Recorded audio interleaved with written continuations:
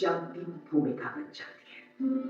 वही नारी विवाह के पश्चात अर्धांगिनी का रूप लेकर अपने पति की जीवन संगिनी बनती है।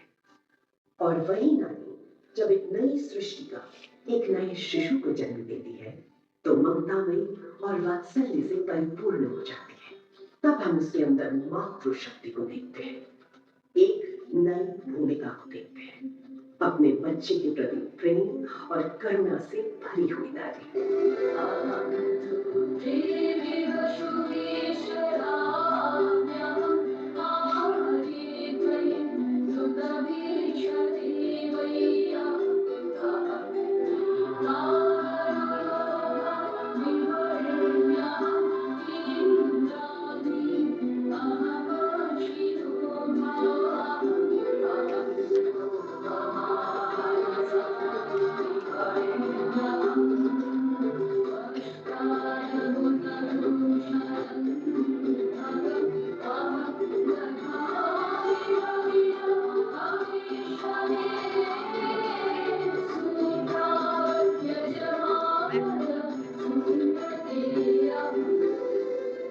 नारी के रूप अनेक है, उसे अगर हम विस्तार में बताने जाएं तो वह बहुत कम पड़ेगा, लेकिन एक बात जरूर कहना चाहूंगी। नायिका और भूमिका एक ऐसा बंधन है जिसे आप अलग नहीं कर सकते, क्योंकि हर भूमिका में नायिका नजर आएगी। और हाँ, ये चेतावनी भी देना चाहूंगी कि नारी को अबला समझने की गलती कभी मत करिएगा। नारी है पूजनीय, नारी है सम्मान की पात्र, और नारी के इन्हीं कई रूपों को अपनी कलम से निखारा है गुरुदेव रविंद्रनाथ टैगोर ने, जिनकी सोच कल भी आदरणीय थी, आज भी आदरणीय है और सदैव आदरणीय रहेगी। नारी की कहानियां जो उन्होंने तब लिखी थी, यानी कि 20वीं सदी, आज से 100 साल पहले, आज भी वो कहानियां उतनी ही पसंद की जाती हैं और उतनी ही रेलेवेंट है। और उन्हीं कृतियों में से चंद कृतियां हमने चुनी है और हमने बनाई है नायिका भूमिका। तो देखिए सज्जनों, आइए इसकी एक झलक हम आपके सामने प्रस्तुत करते हैं। उपन्यास नायिका विनोदिनी का उपन्यास है। इसकी भूमिका गुरुदेव रविंद्रनाथ टैगोर की कलम की खूबसूरती बताती है। विनोदिनी एक ऐसा किरदार जो अपने नाम के स्वरूप है, जिसको देखकर आपका मन विनोदित हो जाए। ऐसी विनोदिनी, विनोदिनी जिसका रूप आपको बार बार देखने का मन करे। ऐसी विनोदिनी, विनोदिनी जिसके यौवन को पाने का हर एक का मन करे। ऐसी विनोदिनी जो चले तो हिरनी सा एहसास हो, जिससे नजरें मिल जाए तो बस विनोद ही विनोद हो।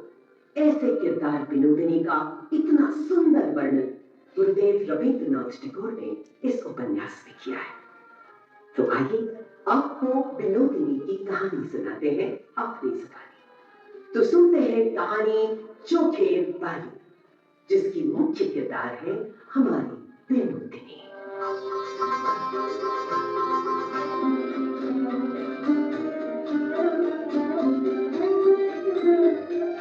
जिसके साथ होता है, और वो आज से 100 साल पहले जिसके साथ हुआ होगा, उसका जीवन तो नर्क के समान हो जाता था। विधवाओं पर कितने प्रतिबंध थे, उनसे अछूतों जैसा व्यवहार किया जाता था। या यूं कहूं कि वो जिंदा तो थी, पर जिंदा लाश बनकर। विनोदिनी भी एक ऐसी ही जिंदगी जी रही।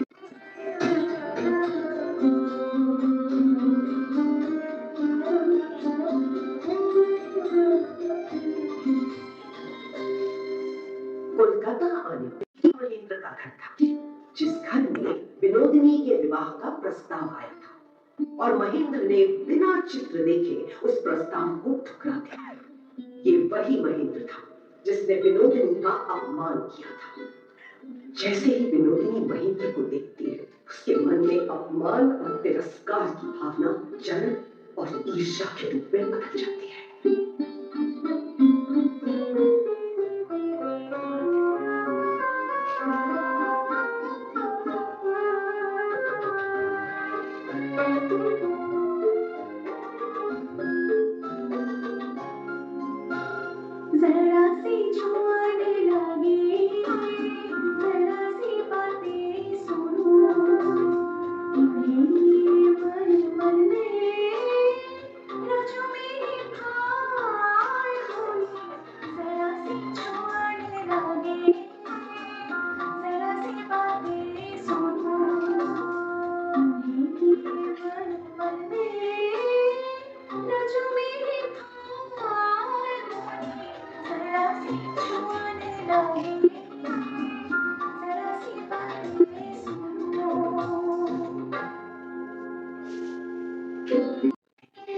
जो इंग्लिश बोलती है, मॉडर्न सोच रखती है, रूप, सौंदर्य और यौवन से भरी हुई है।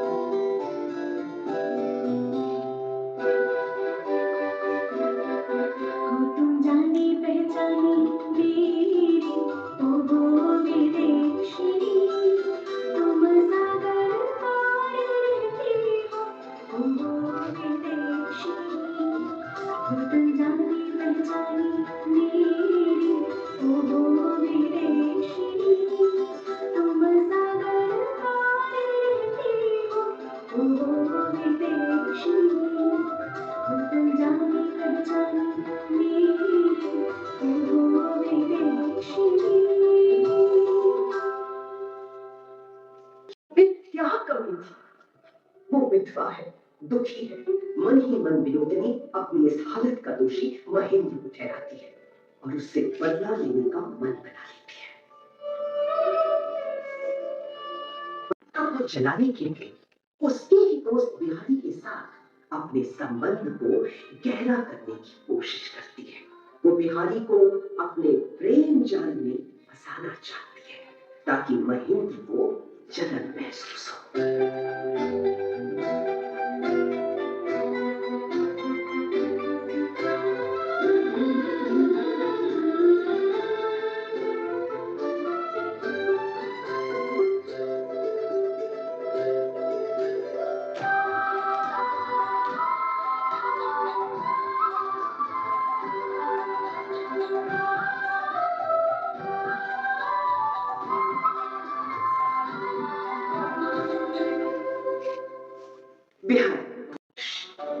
विनोदिनी का प्रेम उसके अंदर कुचला हुआ है।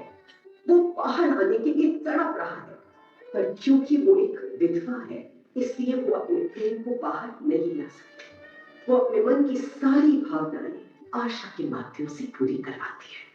वो आशा को पूर्ण श्रृंगार, अच्छे वस्त्रों के साथ महेंद्र के पास भेजती है। वो दूर रहकर उनके बीच की कल्पनाओं में खोई रहती है। उनके प्रेम को सोच सोचकर रोमांचित होती है, किंतु अगले ही क्षण उसे गुस्सा और ईर्ष्या भी होती है।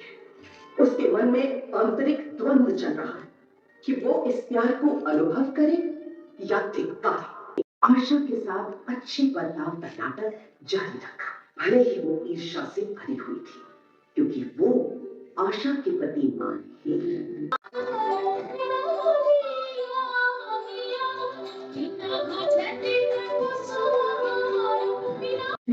है। विनोदिनी के कहने पर आशा बिहारी और महेंद्र को मनाती है कि वो सब एक साथ बगीचे में जाकर पूरा एक दिन बिताएंगे। और जब सब बगीचे में आराम कर रहे होते हैं, इसी मौके का फायदा उठाकर विनोदिनी धीरे धीरे बिहारी के पास जाती है, जो दूर खड़ा होता है। विनोदिनी बिहारी से अपने मन की बातें करती है, अपने प्रेम और मोह का प्रस्ताव बिहारी के सामने रखती है। और ये घटना उस समय घटती है जब महेंद्र पहले से ही विनोदिनी के प्रति आकर्षित हो चुका है। विनोदिनी अपनी दबी हुई भावनाओं को महेंद्र के मित्र बिहारी के सामने प्रकट करती है, जिससे महेंद्र विनोदिनी के प्रति अपनी प्रेम भावना को काबू में नहीं रख पाता और विनोदिनी और महेंद्र दोनों करीब आने लगते हैं। उनके में बदलने लगता है। धीरे धीरे महेंद्र विनोदिनी और महेंद्र का प्रेम बंद कर विनोदिनी अपनी भावनाओं और सामाजिक बंधनों से मुक्त होकर महेंद्र के साथ एक अंतरंग और अनैतिक संबंध में शामिल हो जाती है, जिससे आशा के साथ महेंद्र का रिश्ता पूरी तरह टूट जाता है।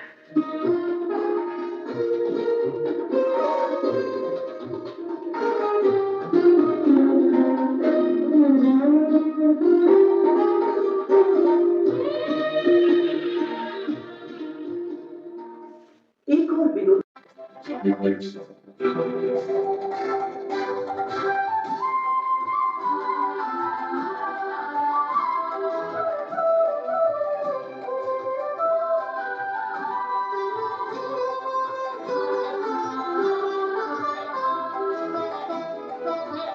सीधी साधी भोली भाली पति के प्रेम के लिए तड़प रही आत्मा महेंद्र और विनोदिनी से मिलता है और विनोदिनी को अकेला पाकर उसके सामने विवाह का प्रस्ताव रखता है। विनोदिनी बिहारी से कहती है, मुझे विवाह की आवश्यकता नहीं है, ना ही मुझे दया की आवश्यकता है, और वैसे भी विधवा कहाँ विवाह कर सकती है। और अंत में ये भी कहती है कि ये विवाह का प्रस्ताव मेरे लिए है या आशा के वैवाहिक जीवन को बचाने के लिए है। बड़ा दिल रखते हुए विनोदिनी बिहारी को वचन देती है कि जाओ आप। चूड़ियां, सिंदूर ये सब लेकर वो उस नाव की तरफ बढ़ता है जो बनारस के घाट पर विनोदिनी का निवास है। हर्षोल्लास से उसके कदम उस नाव की ओर बड़े प्यार से बढ़ रहे थे। नाव सामने होते हुए भी उसे बहुत दूर लग रही थी। वो तेजी से भागते हुए विनोदिनी के हाथ में वो साड़ी और सिंदूर रखना चाहता था और विनोदिनी के विधवा रूप को एक नया जीवन देना चाहता था।